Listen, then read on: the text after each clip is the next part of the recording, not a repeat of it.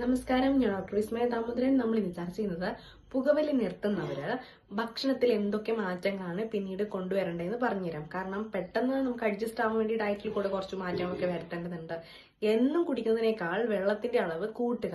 കാരണം നമ്മുടെ ശരീരത്തിൽ ജലാംശത്തിന്റെ അളവ് ധാരാളം ആവശ്യമുണ്ട്. അതുകൊണ്ട് തന്നെ ധാരാളം വെള്ളം കുടിക്കുക. പിന്നെ ഗ്രീൻ ടീ കുടിക്കാനും പ്രത്യേകം ശ്രദ്ധിക്കണം. എന്തുകൊണ്ട് ഈ ഗ്രീൻ ടീ എന്ന് പറയുന്നത്?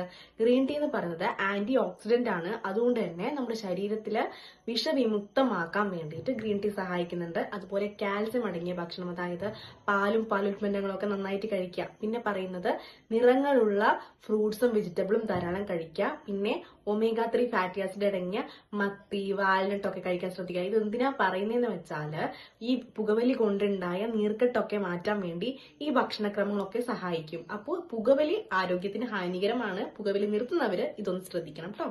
താങ്ക്